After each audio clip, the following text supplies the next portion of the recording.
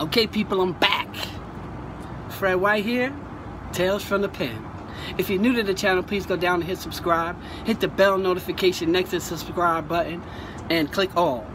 Because a lot of people telling me they're not getting notifications. I contacted YouTube and they say only about 21% of my actual subscribers have their notification bell on. So a lot of people don't even know when I'm doing videos, when I'm posting videos. So please hit that notification button.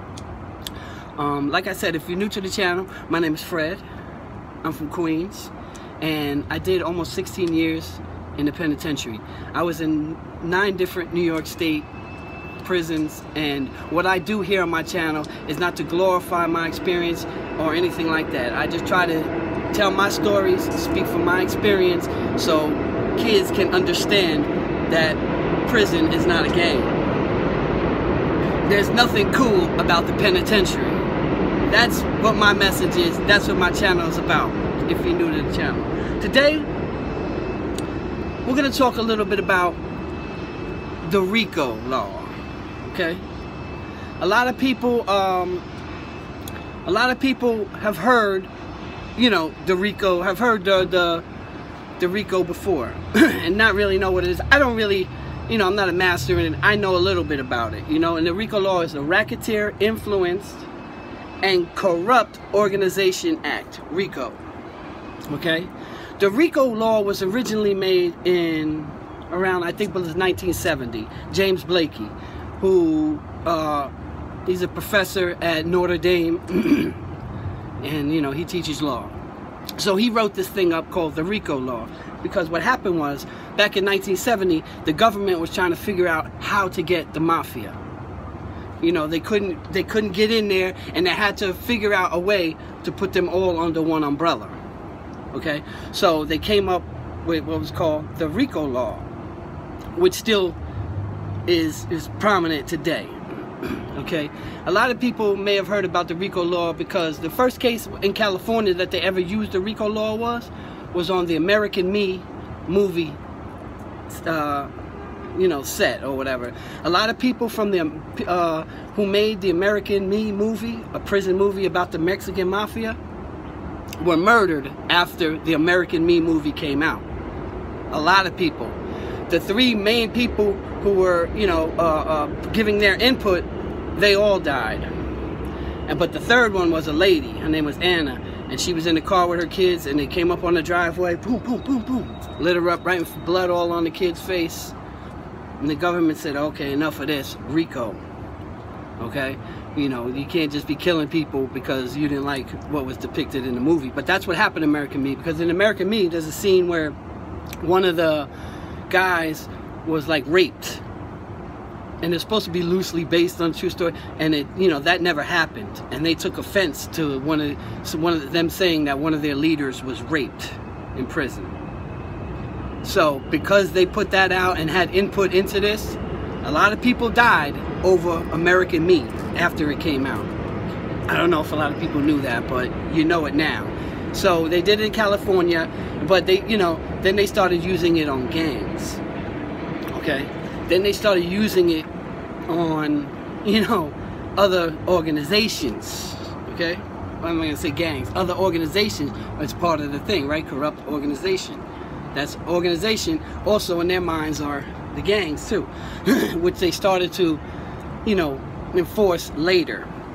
Okay? So under the RICO, the gang is a group of 3 or more persons who have a common, now listen to this, 3 or more persons who have a common identifying sign, who have an identifying symbol or an identifying name, and whose members individually or collectively engage in a pattern of criminal activity for the furtherance of the gang. Okay? So what they, you know, what they're saying is any member of a criminal enterprise can be charged with RICO. Listen to this.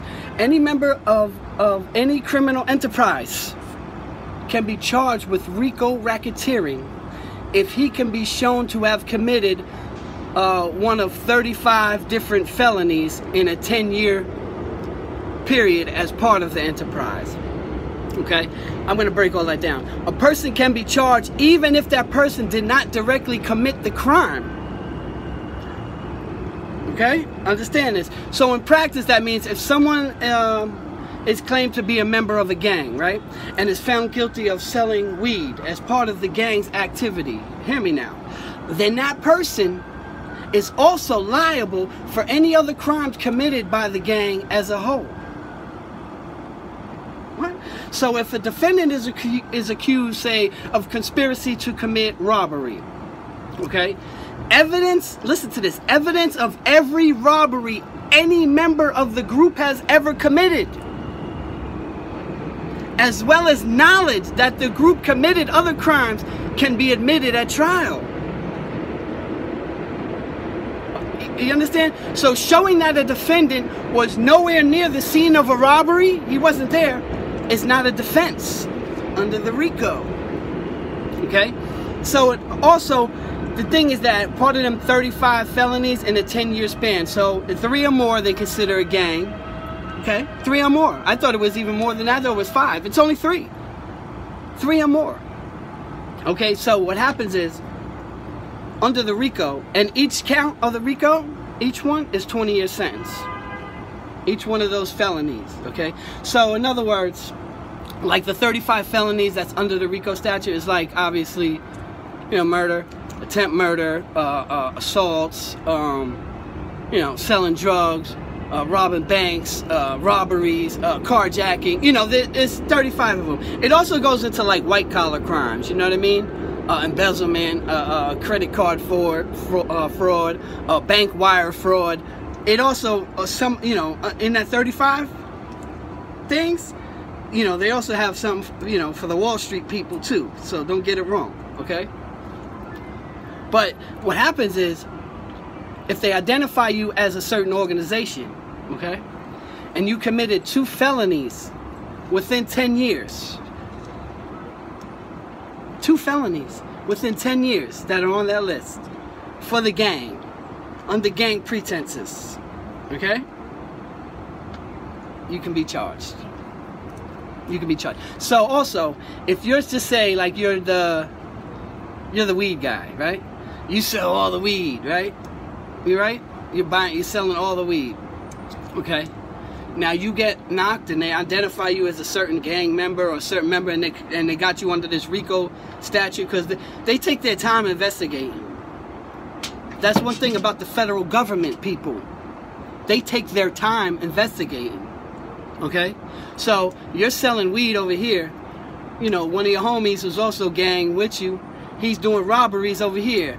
Another dude, he steals cars over there, okay? Under that umbrella, you as just the weed dealer, all of that, you could be charged with all of that.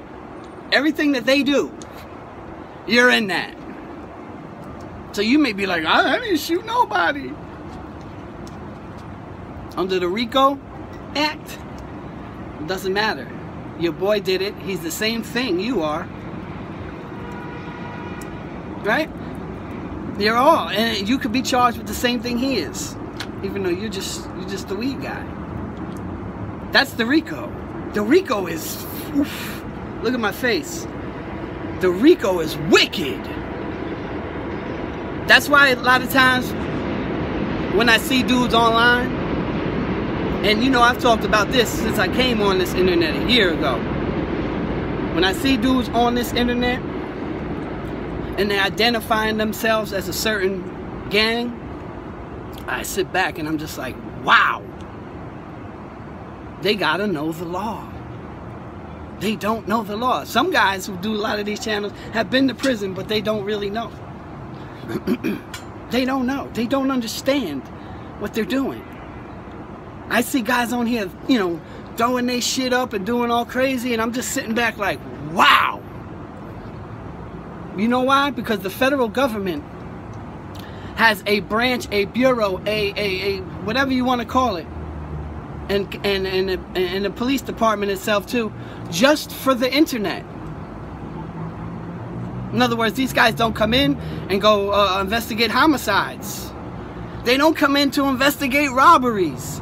They come in, they sit at their desk, and they go on Facebook and Instagram, and they're on your page. First of all, they can get on your page, password or not. But a lot of the tactics they use, they'll set up fake profiles. a Brazilian chick in her bikini. Ooh, look, she friended me or whatever the hell. Follow me. I'm following her back. Boom! They in there. They on your page. You know, on YouTube it's free. They just go on and look. But they have special divisions.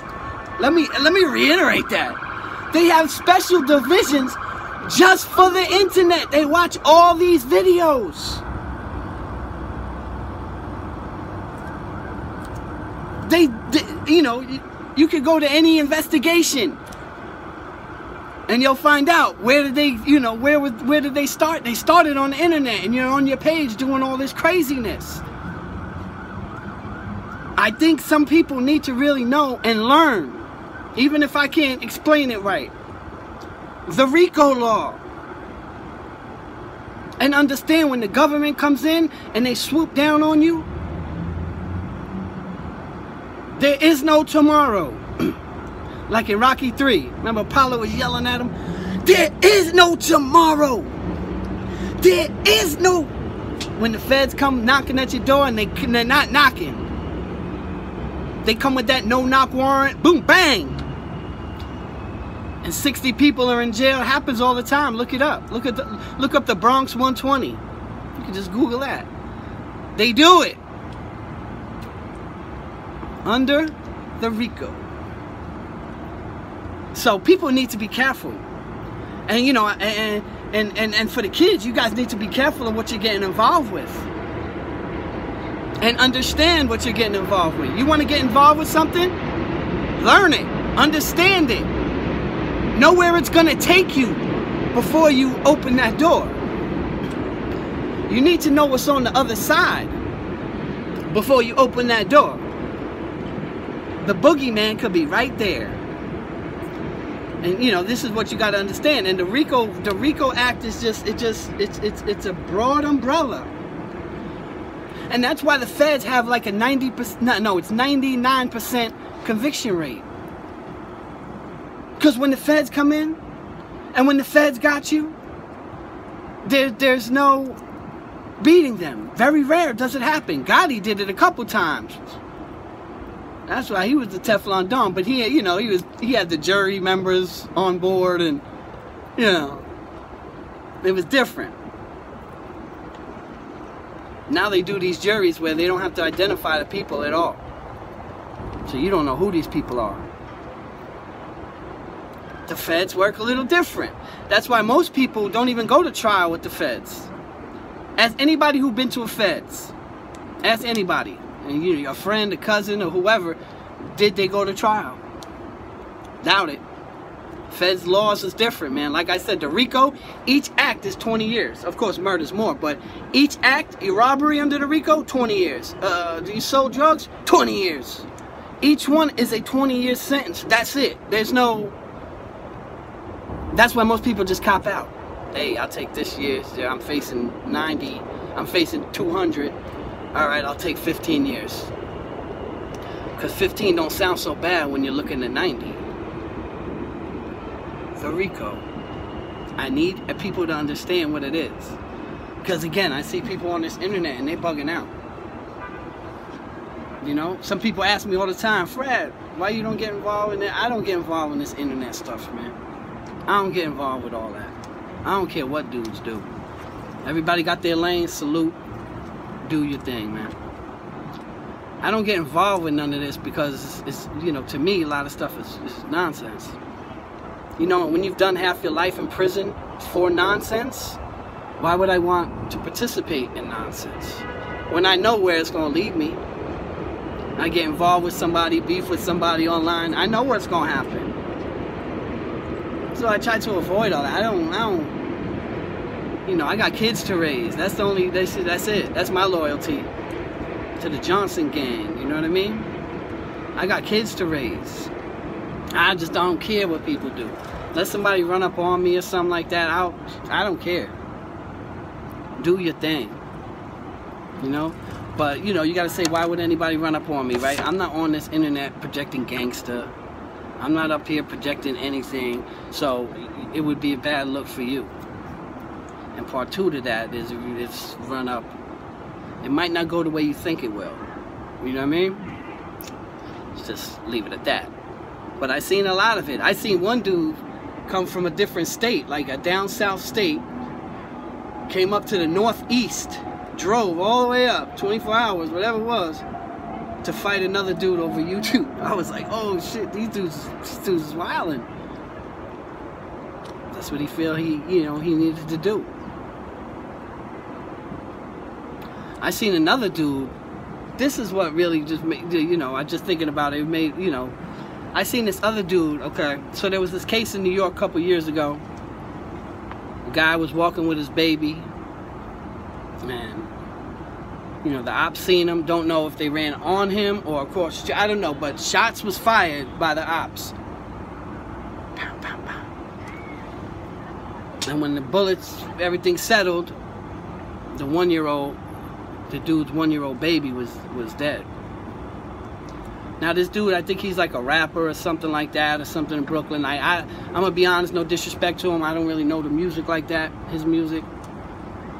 But I seen another blogger mentioning him and saying, man, that's why you left your son to die in the streets, and you ran and you left him. And I was like, wait, what? What? That's when I realized, like, I already knew the internet was crazy, but I just think certain things should be left, like, you can't do that, man. You shouldn't do that. Rest in peace to that baby boy. Because I believe that dude that said all that and was talking like stuff like that, he's not a parent. You think different when you're a parent. And you have more, I think, empathy towards that individual. I don't care what happened. His son died from a gunshot. I think certain things, certain lines just shouldn't be crossed. And I see this internet, people just cross them all types of ways. And I just don't want to be involved with that. I don't got nothing to do with that. Salute to everybody. Get your money. But dudes got to watch what they say, man, on this internet. I've seen all types from all over the United States, even in England. Dudes is beefing on YouTube. An English rapper just got stabbed, murdered the other day. I think his name was 16 Shots or something like that, from England. And he was beefing with another rapper called Styx. And Styx people caught him, stabbed him up, killed him. And I'm, over some nothing. You gotta be careful what you say on this internet, because the same thing that happened in England, I'm predicting it now. Someone's gonna get hurt on these YouTube streets, man. Then YouTube's gonna start coming down on certain channels and regulating more. That's when they'll do it, when somebody dies or close to it, because dudes is getting real reckless. I'm not involved with that. I don't care about that. I'm just out here. I'm just out here to work. Be a good husband and be a good father. That's it. That's my life. So that's why certain people ask me why you don't, give your opinion on this, opinion on that, because I don't, it don't affect my life one way or another. Simple. Anyway, people, I just want to come up here and chop it up a little bit with you guys and discuss this Rico law. I'm going to learn some more about it. I know a little bit about it. I always have. But, apparently, like the James Blakey, who wrote it, he teaches, he's a professor in Notre Dame and on the law. So there's got to be so much more to it. And I'm really intrigued on, how the government, will come in and take over, just take the whole neighborhood. Take them all. I know somebody who was already in jail. He had a gun charge. He already had like 2 years in or something. He was about to come home. And they came with the Rico and swept up like his whole neighborhood. And he was in that, even though he was in prison for 2 years. But because this is a 10-year window they were watching him for almost a decade. That's what they do with the Rico. They'll watch you for 5, 6, 7, 8 years. You may even get out the game. You may even get out the game. You may even be like me. You may be like Fred, just square, not active, home, family man. But 5 years ago, you weren't. And they know that. Again, because with the Rico, they watch you for a while. And it's a 10-year window. So you could be out the game like, I'm good, I'm straight, I got MTA job now. I'm driving these trains, I got good benefits. But a couple years ago, you weren't. This is why I tell people, you got to be careful. You got to be careful what you do. You got to be careful who you talk to. You got to be careful, you know, about the things around you. And that's it. Anyway, people, you know, I love you guys. Please go down and hit that notification, okay? I got merch up. You go to talesfromthepen.com. I got some shirts and some sweatshirts and some, you know, coffee mugs, things like that. If you guys are into my merch, I appreciate everybody who's bought and everybody who's supported me. And, you know, people are sending me, you know, their Tales from the Pen tank tops and shirts from all over the place. Australia, everywhere. Love you guys. I appreciate everything, and I appreciate, you know, you guys supporting, and I appreciate you guys believing in me. And on that note, people, you already know the motto. Say it with me. Experience is the greatest teacher. But somebody else's experience could be just as valuable if you pay attention and listen. And on that note, people, Fred White, signing off.